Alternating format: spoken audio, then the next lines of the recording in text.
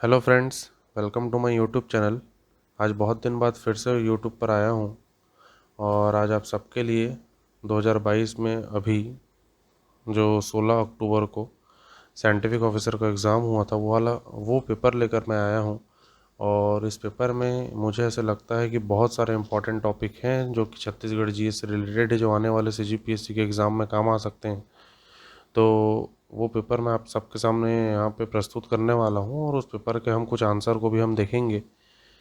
अब हम देखते हैं क्वेश्चन नंबर फर्स्ट है 1857 की क्रांति के नेतृत्वकर्ताओं को उनके स्थानों के अनुसार सुमेलित कीजिए। तो इसका जो करेक्ट आंसर है वो है, देखो, कुंवर सिंह जो है, कुंवर सिंह ये बिहार जगदीशपुर में इन्होंने नेतृत्व का प्रारंभ किया था। जीनत महल जो है बहादुर शाह जफर की पत्नी थी, तो इन्होंने दिल्ली से नेतृत्व का प्रारंभ किया था। मंगल पांडे जो कि बैरकपुर छावनी के थे, तो इन्होंने बैरकपुर छावनी में इन्होंने विद्रोह का प्रारंभ किया। और मौलवी अहमदुल्ला जो है वो फैजाबाद से इन्होंने प्रारंभ किया। तो जैसे कि हम देख लेते हैं कुछ और, जैसे लखनऊ में बेगम हजरत महल है, दिल्ली में बहादुर शाह जफर है, कानपुर में नाना साहेब है, बिहार में कुंवर सिंह है, फैजाबाद में मौलवी अहमदुल्ला है और बैरकपुर में मंगल पांडे है। तो ये इम्पॉर्टेंट है कि नेतृत्वकर्ता कौन थे 1857 क्रांति के। तो मेरे अकॉर्डिंग जो इसका करेक्ट आंसर है वो करेक्ट आंसर होगा ऑप्शन नंबर सी। इसके बाद है क्वेश्चन नंबर 2, गांधी जी का व्यक्तिगत सत्याग्रह किस स्थान से प्रारंभ किया था। तो गांधी जी ने व्यक्तिगत सत्याग्रह महाराष्ट्र के पवनार आश्रम से 17 अक्टूबर 1940 को प्रारंभ किया था। किस वायसराय के समय असहयोग आंदोलन चलाया गया था। तो नेक्स्ट क्वेश्चन जो था वो है, उसका आंसर होगा चेम्सफोर्ड के समय असहयोग आंदोलन चलाया गया था। इसके बाद हम देखते हैं नेक्स्ट क्वेश्चन, फोर्थ नंबर का जो क्वेश्चन है वो है कि निम्नलिखित को सुमेलित करिए। तो लखनऊ अधिवेशन 1916, इसमें कि कांग्रेस लीग का गठबंधन हुआ। लाहौर अधिवेशन 1929 में पूर्ण स्वराज का संकल्प लिया गया। कराची अधिवेशन में मौलिक अधिकारों का अंगीकरण किया गया और फैजपुर अधिवेशन में पूर्ण लोकतंत्र की स्थापना की गई। मुस्लिम लीग और कांग्रेस लीग को एक करने के लिए लखनऊ में अधिवेशन कराया गया, जिसमें कांग्रेस लीग का गठबंधन हुआ मुस्लिम लीग के साथ। तो इसका जो करेक्ट आंसर होगा वो होगा ऑप्शन बी। इसके बाद हम देखते हैं नेक्स्ट क्वेश्चन है कि किस संकल्प का प्रारंभ केवल राज्यसभा से ही होता है। तो याद रखिएगा, उपराष्ट्रपति जो होता है वो राज्यसभा का सभापति होता है, इसलिए उपराष्ट्रपति को पद से हटाने का जो प्रस्ताव है वो सिर्फ और सिर्फ राज्यसभा में लाया जा सकता है, जिसमें कि लोकसभा की मंजूरी होगी, परंतु यह लोकसभा में नहीं लाया जाता। फिर है क्वेश्चन नंबर 106 की सही क्या है। तो इस क्वेश्चन को बहुत ध्यान से पढ़िएगा। इस क्वेश्चन में पहले के 2 पॉइंट हैं, जिसमें संविधान प्रत्येक व्यक्ति और दूसरा है संविधान प्रत्येक नागरिक। आगे की लाइन सेम है कि विधि के समक्ष समानता का अधिकार उपबंधित करता है। तो संविधान जो है वो प्रत्येक व्यक्ति को विधि के समक्ष समानता का अधिकार उपबंधित करता है। तो इन दोनों ऑप्शन में पहला करेक्ट होगा। और तीसरे और चौथे ऑप्शन में संविधान प्रत्येक व्यक्ति और संविधान प्रत्येक नागरिक दोनों में कानून का समान संरक्षण किसे प्राप्त है, तो वो भी प्रत्येक व्यक्ति को प्राप्त है। तो इस हिसाब से हम देखेंगे कि 106 का जो आंसर है वो आंसर ऑप्शन सी होगा। इसके बाद नेक्स्ट क्वेश्चन देखते हैं, जब एक विधेयक संसद के दोनों सदनों से पारित होता है तो उस विधेयक पर राष्ट्रपति अनुशंसा करता है, अपनी उसको रिकमेंड करता है। फिर है क्वेश्चन नंबर 8 की सही क्या है। संसद कानून के द्वारा नए राज्य का निर्माण कर सकती है, या और सेकंड है यह कानून संशोधन के रूप में संविधान का एक भाग बन जाएगा। तो दोनों ही ऑप्शन जो है वो एकदम करेक्ट हैं कि संसद किसी भी राज्य का निर्माण कर सकती है संविधान संशोधन के द्वारा, और संविधान संशोधन एक तरीके से संविधान का ही एक भाग होता है। नेक्स्ट क्वेश्चन है कि कौन सा पदनाम सही है। इस क्वेश्चन में थोड़ा सा मेरे को कन्फ्यूज़न है, बट मेरे अकॉर्डिंग जो आंसर लग रहा है वो राष्ट्रपति भारतीय गणराज्य और प्रधानमंत्री भारत शासन है। ऐसा इसलिए क्योंकि इसमें पद नाम कहा है।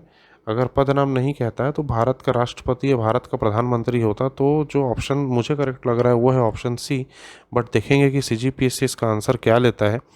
इसके बाद नेक्स्ट क्वेश्चन हम देखते हैं, क्वेश्चन नंबर 1110। तो 110 इसमें हम देखते हैं कि कौन सी पहाड़ी अरुणाचल प्रदेश में स्थित है। तो अरुणाचल प्रदेश में सभी डाफला, मिरी, आबोर और मिशमी चारों के चारों पहाड़ियाँ अरुणाचल प्रदेश में स्थित हैं। क्वेश्चन नंबर 111 है कि 2011 की जनगणना के अनुसार किस राज्य की जनसंख्या घनत्व राष्ट्रीय औसत से कम है। वैसे तो इसका आंसर अरुणाचल प्रदेश होना चाहिए था, क्योंकि अरुणाचल प्रदेश का जो जनसंख्या घनत्व है वो सिर्फ 17 है, पर इसका आंसर जो है अरुणाचल प्रदेश ऑप्शन में ही नहीं है। तो अब हमारे पास जो ऑप्शन बचे वो बचे आसाम और महाराष्ट्र। आसाम का है 398 और महाराष्ट्र का है 365 और उत्तराखंड का है 189 और झारखंड का है 414। तो देखेंगे तो ऑप्शन 2 जो उत्तराखंड है इसका सबसे कम है, लेकिन जो ऑप्शन हमको सेलेक्ट करने हैं उसमें केवल 2 नहीं दिया हुआ है, दूसरे के साथ 3 भी दिया हुआ है। तो हो सकता है कि चारों के कंपेरेटिवली अगर आंसर पूछा जाए तो उत्तराखंड और महाराष्ट्र ये 2 स्टेट हम ले सकते हैं जिनका पॉपुलेशन डेंसिटी कम है नेशनल एवरेज में। इसके बाद नेक्स्ट क्वेश्चन है, भारत में आर्थिक और सामाजिक सामरिक महत्व के मुर्गे के गर्दन वाला यह भाग कहाँ स्थित है? तो यह भाग जो है ये पूर्व में स्थित है, जैसा कि आप दिए गए चित्र में देख पा रहे हैं कि यहाँ पे जो सिलीगुड़ी, पश्चिम बंगाल सिलीगुड़ी से लेके जो पूर्वी राज्य थे, पूर्वोत्तर राज्य हैं, आसाम, मेघालय, सिक्किम, मणिपुर, ये जो राज्य हैं मुर्गे की गर्दन के जैसे दिखाई देते हैं, इसलिए इसका ऑप्शन जो होगा डी पूर्व करेक्ट होगा। 113 नंबर का क्वेश्चन है, पेट्रोलियम और प्राकृतिक गैस मंत्रालय ने भारत के किस हिस्से के लिए हाइड्रोकार्बन विजन 2030 जारी किया गया है? तो यह उत्तर पूर्व नॉर्थ ईस्ट इंडिया के लिए 2030 का हाइड्रोकार्बन विजन जारी किया गया है। नेक्स्ट क्वेश्चन है, महत्वपूर्ण चाय उत्पादन क्षेत्र सुरमा घाटी कहाँ है? तो यह आसाम में स्थित है। फिर नेक्स्ट क्वेश्चन है, जसपुर सामरी पाट प्रदेश में पाया जाने वाला मुख्य खनिज कौन सा है? तो जसपुर सामरी पाट में पेंड्रा पाट, जारंग पाट, मैन पाट, इनमें बॉक्साइट मुख्यतः मिलता है। इसके बाद है गड़िया पहाड़ छत्तीसगढ़ में कहाँ पर स्थित है? तो गड़िया पहाड़ वैसे तो एक बार और सीजीपीएससी में पूछ चुका है। गड़िया पहाड़ जो है यह कांकेर में उपस्थित है, कांकेर में प्रेजेंट है, लेकिन कांकेर ऑप्शन में नहीं है। तो कांकेर दंडकारण्य के पठार का एक भाग है, तो इसका आंसर सी जो है वो करेक्ट होगा। छत्तीसगढ़ में पाए जाने वाली लाल पीली मिट्टी जो है उसका स्थानीय नाम क्या है? तो याद रखिएगा इसका स्थानीय नाम मटासी मिट्टी है।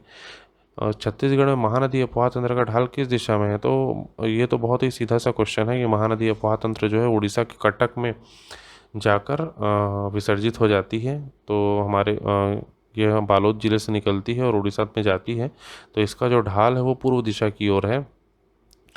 आमनेर, पिपरिया और मुस्का इन तीनों नदियों के संगम पर छत्तीसगढ़ में कौन सा शहर है? तो खैरागढ़। खैरागढ़ जो है यह आमनेर, पिपरिया और मुस्का इन 3 नदियों के संगम पर स्थित है। यहाँ त्रिवेणी संगम बनता है। आमनेर नदी जो है वो शिवनाथ की सहायक नदी है। इसके बाद देखते हैं 120वें नंबर का क्वेश्चन, जिसमें कोपेन के जलवायु प्रदेश वर्गीकरण के अनुसार दक्षिणी छत्तीसगढ़ किस प्रकार के जलवायु क्षेत्र के अंतर्गत आता है? तो दक्षिणी छत्तीसगढ़ जो होता है ये आता है आपका उपोष्ण कटिबंधीय शुष्क पर्णपाती, है ना, उपोष्ण कटिबंधी सब ट्रॉपिकल ड्राई डिसिडियस जो फॉरेस्ट है, ऑप्शन ए इसमें आता है। तो 120 का होगा ऑप्शन ए। 121 2011 की जनगणना के अनुसार जो जनसंख्या घनत्व तो छत्तीसगढ़ का है वो 189 है। Option A is the correct answer. Next हम देखते हैं 122 का, छत्तीसगढ़ राज्य में कुल जनसंख्या के कितनी प्रतिशत जनसंख्या नगरों में निवास करती है? तो इसका करेक्ट आंसर होगा ऑप्शन बी 23.24% या 2324 आप याद रख सकते हैं।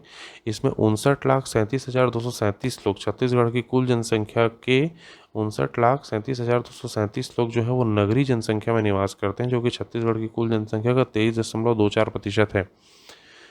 छत्तीसगढ़ में कोयला किस युग के चट्टानों में मिलता है? तो छत्तीसगढ़ में जो कोयला है वो गोंडवाना युग के चट्टानों में मिलता है। छत्तीसगढ़ में जनरली बिटुमिनस प्रकार का कोयला मिलता है। मिनी माता जल विद्युत परियोजना की उत्पादन क्षमता कितनी है? तो मिनी माता जल विद्युत परियोजना की जो उत्पादन क्षमता है ये सीजीपीएससी 2015 का भी क्वेश्चन है, एक बार पूछ चुका है। तो इसकी जो उत्पादन क्षमता है वो है 120 मेगावाट, जो कि भविष्य में 130 होने की संभावना है। छत्तीसगढ़ी रामायण पुस्तक के लेखक कौन है? तो छत्तीसगढ़ी रामायण पुस्तक के लेखक हैं हेमनाथ यदु। और इसके बाद जो नेक्स्ट क्वेश्चन है, क्वेश्चन नंबर 126, मोला गुरु बनई लेते, इसमें छत्तीसगढ़ की जो रचना है मोला गुरु बनई लेते, इसकी रचना की है डॉक्टर नरेंद्र देव वर्मा ने। नेक्स्ट क्वेश्चन देखते हैं, छेरछेरा कब मनाया जाता है? तो पौष माह की पूर्णिमा को छेरछेरा मनाया जाता है। छत्तीसगढ़ में निम्नलिखित में से किस स्थान में महापाषाण युगीन सभ्यता के अवशेष प्राप्त हुए?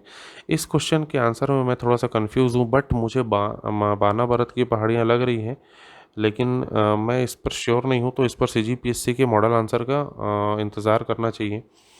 इसके बाद आगे देखते हैं जो नेक्स्ट क्वेश्चन है कि जनश्रुतियों के अनुसार रामायण कालीन छत्तीसगढ़ में कौन से स्थानों से संबंधित भावनाओं के साथ सही संबंध है? तो लवकुश का जन्म स्थान तुरतुरिया में हुआ था और लोमेश ऋषि का आश्रम जो है वो राजिम में है। श्री राम द्वारा जो भूदेव की पूजा की गई थी, भूमि देवी की पूजा की गई थी, वो सीतामढ़ी हरचौका जो कि कोरिया में है वहाँ से की गई थी। और अत्रि मुनि का जो आश्रम है वो है रामाराम में है। तो उस हिसाब से हम देखें तो option B is the correct answer. Next question देखते हैं कि छत्तीसगढ़ में कलचुरी काली निम्नलिखित में से कौन सा मंदिर की स्थापना 13वीं शताब्दी में नहीं हुई। तो जैसा कि हम देख रहे हैं नागपुरा का जैन मंदिर जो कि 1995 में बना है, तो इसकी स्थापना 13वीं शताब्दी में नहीं हुई है। इसके अलावा देऊर बीजा घटियारी और गंडई में इनकी स्थापना 13वीं शताब्दी में हुई। तो इसका आंसर होगा ऑप्शन ए। फिर हम देखते हैं 131 का, छत्तीसगढ़ में मल्हार निम्नलिखित में से किस सातवाहन शासक के सिक्के प्राप्त नहीं हुए। तो इसमें अपीलक के तो सिक्के प्राप्त हुए हैं, लेकिन वेदश्री, पुडुमा और सिमुक, इन तीनों में मैं थोड़ा सा कंफ्यूज हूँ। तो इसमें भी मैं CGPSC के आंसर का इंतज़ार कर रहा हूँ। अगर आप में से किसी को इसका आंसर मालूम है तो आप कमेंट में इसका आंसर दे सकते हैं। मराठाकालीन छत्तीसगढ़ में 1 मन तौल का वजन कितना होता है। तो उसमें 1 मन तौल का वजन था 8 पंसेरी। इसके बाद है 133वें नंबर का क्वेश्चन, जिसमें ब्रिटिशकालीन छत्तीसगढ़ की रियासतों और उन पर शासन करने वाले वंश को सुमेलित किया गया है। तो याद रखिएगा, कांकेर में तो सोमवंश है ना, खैरागढ़ में नागवंश है, सरगुजा में रक्सेल है और राजनांदगांव में बैरागी है। तो ऑप्शन बी जो है इसका करेक्ट आंसर होगा। कांकेर में सोमवंश होते हैं, तो बी ऑप्शन ही करेक्ट आंसर है। इसके बाद है क्वेश्चन नंबर 134, भारत छोड़ो आंदोलन 9 अगस्त 1942 को रायपुर में जुलूस प्रारंभ किस स्थान से हुआ था। तो रायपुर में जो जुलूस प्रारंभ हुआ था वो रायपुर के गांधी चौक से हुआ था। जो त्रितानाथ तिवारी थे उन्होंने गांधी चौक से इस जुलूस का प्रारंभ किया था। तो इसका जो करेक्ट ऑप्शन होगा वो होगा ऑप्शन बी।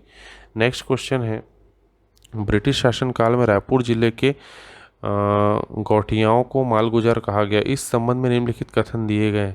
इस क्वेश्चन पर भी मैं थोड़ा सा कंफ्यूज हूँ इस क्वेश्चन के आंसर को लेकर। तो इस पर भी मैं CGPSC के मॉडल आंसर का इंतजार कर रहा हूँ। अगर आप में से किसी को भी इस क्वेश्चन का आंसर मालूम है तो उसको कमेंट बॉक्स में ज़रूर शेयर करिएगा। इसके बाद नेक्स्ट क्वेश्चन देखते हैं कि निम्नलिखित में से कौन सा एक सही नहीं है। तो कमार विकास प्रकोष्ठ, वैसे तो कमार जनजाति मुख्यतः गरियाबंद में पाई जाती है, तो कमार विकास अधिकरण जो है वो गरियाबंद में है। लेकिन कमार विकास प्रकोष्ठ वैसे नगरी और भानुप्रतापपुर में भी ये पाई जाती है, तो यहाँ पर भी कमार विकास प्रकोष्ठ होगा। बट मेरे को इसका आंसर लग रहा है ऑप्शन सी, कमार विकास प्रकोष्ठ जगदलपुर में नहीं है। अब इस पर भी इंतज़ार कर रहे हैं CGPSC के मॉडल आंसर का, बट मेरे अकॉर्डिंग आंसर सी जो है वो करेक्ट होना चाहिए। छत्तीसगढ़ में राज्य आपदा प्राधिकरण की स्थापना कब हुई थी। तो वर्ष 2007 में छत्तीसगढ़ में राज्य आपदा प्रबंधन प्राधिकरण की स्थापना हुई थी। तो इसको याद रखेंगे कि वर्ष 2007 में हुई थी। इसके बाद नेक्स्ट क्वेश्चन है क्वेश्चन नंबर 138। इसमें है छत्तीसगढ़ में 1910 तक की घटनाओं को क्रम से जमाना है। तो सबसे पहले याद रखेंगे कि वर्ष 1906 में समित्र मंडल की स्थापना हुई थी। वर्ष 1907 में मध्य प्रांत में राजनीतिक परिषद का 3य अधिवेशन हुआ था, जो सूरत अधिवेशन जिसे कहा जाता है। फिर याद रखेंगे 1908 में माधवराव सप्रे की गिरफ्तारी हुई थी और 1909 में सरस्वती पुस्तकालय की स्थापना हुई। इसके बाद आगे देखते हैं छत्तीसगढ़ औद्योगिक नीति 2019-24 के अनुसार, 19 से लेकर 24 के अनुसार मेगा प्रोजेक्ट के तहत निश्चित पूंजी निवेश होना चाहिए। तो इसका जो करेक्ट आंसर है जो कि छत्तीसगढ़ के औद्योगिक नीति में आपको मिल जाएगा वो है ऑप्शन सी, 100 करोड़ से लेकर 1000 करोड़ तक। फिर है नेक्स्ट क्वेश्चन नंबर 140, किस वर्ष 2011-12 से 2020-21 के दौरान छत्तीसगढ़ में GSTP के मध्य क्षेत्र उद्योग का प्रतिशत योगदान सबसे अधिक था। वैसे तो वर्ष 2018-19 में सबसे अधिक था, बट 18-19 ऑप्शन में नहीं है, इसलिए 2019-20 में 50.04% की वृद्धि देखी गई है। तो मेरे अकॉर्डिंग इसका जो करेक्ट आंसर होगा वो होगा आंसर डी। नेक्स्ट क्वेश्चन हम देखते हैं क्वेश्चन नंबर 141। वर्ष 2021-22 के संशोधित अनुमान के अनुसार छत्तीसगढ़ राज्य की कुल देनदारी कुल राजस्व प्राप्ति का कितना प्रतिशत है। तो इसका आंसर अगर आपको पता हो तो इसे कमेंट बॉक्स में शेयर करिए। इसके ऑप्शन में मैं थोड़ा कंफ्यूज हूँ, तो इसलिए इसका करेक्ट ऑप्शन बताना मैं सही नहीं समझ पा रहा हूँ। तो अगर इस CGPSC के जो आंसर है मॉडल आंसर उसका इंतज़ार करते हैं। इसके बाद नेक्स्ट क्वेश्चन हम देखते हैं कि नवीनतम आकलन के अनुसार छत्तीसगढ़ राज्य की भूजल क्षमता है। तो ये वाटर डिपार्टमेंट जो है, वाटर रिसोर्स डिपार्टमेंट छत्तीसगढ़ में की साइट पे 13.68 बिलियन क्यूबिक मीटर, जो ऑप्शन बी है ये लिखा हुआ है। तो इसका जो ऑप्शन होगा वो होगा ऑप्शन, करेक्ट ऑप्शन होगा option B, 13.68 billion cubic metre. Next question है, छत्तीसगढ़ कृषि जनगणना 2010-11 के अनुसार आकार के आधार पर परिचालन जोत को कितने श्रेणियों में बांटा गया है।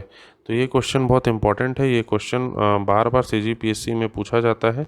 तो वैसे जोत जो है, परिचालन जोत, तो उनको 5 भागों में डिवाइड किया गया है: वृहद जोत, मध्यम जोत, अर्ध मध्यम जोत, लघु जोत और सीमांत जोत। वृहद जोत होते हैं जिनके पास 10 हेक्टेयर से अधिक की ज़मीन है, वो वृहद जोत की कैटेगरी में आते हैं। मध्यम जोत में 4 से 10 हेक्टेयर तक के भूमि वाले आते हैं। अर्ध मध्यम में 2 से 4 हेक्टेयर तक, लघु जोत में 1 से 2 हेक्टेयर तक और सीमांत जोत में 1 हेक्टेयर तक के जो किसान हैं वो आते हैं। तो इस प्रकार इसका जो करेक्ट आंसर होगा वो होगा ऑप्शन सी, इनको 5 श्रेणियों में बांटा गया है। फिर है नेक्स्ट क्वेश्चन 144, केंद्रीय ग्रामीण विकास मंत्रालय द्वारा छत्तीसगढ़ में मनरेगा के श्रम बजट में 2,22,00,000 मानव दिवस की वृद्धि की स्वीकृति के बाद मनरेगा के तहत वित्तीय वर्ष 2021-22 के लिए रोजगार सृजन का नया लक्ष्य क्या होगा। तो इसका जो करेक्ट आंसर है वो है ऑप्शन ए, 15.72 करोड़ मानव दिवस। नेक्स्ट क्वेश्चन देखते हैं 145 कि मेगास्थनीज की बुक इंडिका में चंद्रगुप्त मौर्य की राजधानी किसे बताया गया है। तो उससे बताया गया है पाटलिपुत्र, जिसे वर्तमान में पटना कहा जाता है, जो कि बिहार में स्थित है। हाथी गुम्फा लेक किस राजा का वर्णन है। तो हाथी गुम्फा लेक में खारवेल राजा का वर्णन है। मौर्य काल, फिर नेक्स्ट क्वेश्चन है, मौर्य काल में लक्षणाध्यक्ष का कार्य था। तो वैसे तो मौर्य काल में लक्षणाध्यक्ष का कार्य था मुद्रा छापने का, बट इसमें मुद्रा पद्धति का कार्य दिया है, तो आंसर सी होगा। फिर है अभिधम्म पिटक में किसका वर्णन है। तो अभिधम्म पिटक में धर्म के सिद्धांत का वर्णन है। इसके बाद नेक्स्ट क्वेश्चन है क्वेश्चन नंबर 149 कि बौद्ध धर्म के त्रिरत्न हैं। तो बौद्ध धर्म के त्रिरत्न हैं बुद्धम, धम्म और संघ। और गुप्त काल में अधिष्ठान क्या था। तो गुप्त काल में अधिष्ठान था जिले का मुख्यालय। तो इस तरीके से टोटल 50 क्वेश्चन जीएस के थे, जिसमें कि यह देखा गया कि छत्तीसगढ़ के कुछ क्वेश्चन इकोनॉमिक सर्वे से थे, जिसमें कि पुराने डेटा को पूछा गया है। तो इस प्रकार से ये पेपर यहाँ पर साइंटिफिक ऑफिसर का मैंने आपके सामने रखा। ये वीडियो आपको कैसा लगा इसके बारे में बताइएगा ज़रूर। और अगर वीडियो अच्छा लगा हो तो वीडियो को लाइक करिएगा और चैनल को सब्सक्राइब करिएगा। Thank you.